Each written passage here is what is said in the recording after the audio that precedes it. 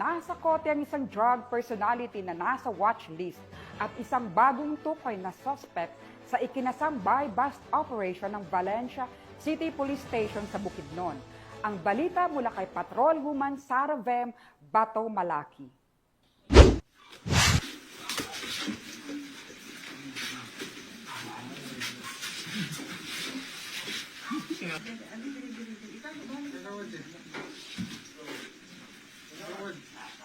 Arestado ang dalawang individual sa ikinasang joint buy-bust operation ng Bukidnon Provincial Intelligence Unit PDEA-10 at RPDEA-10 at mga operatiba ng Valencia City Police Station sa Barangay Baguntaas, Valencia City, Bukidnon.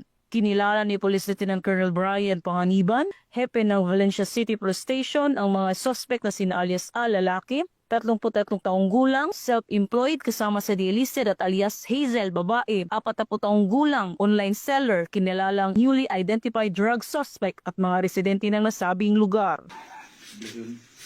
Isang purok, 13.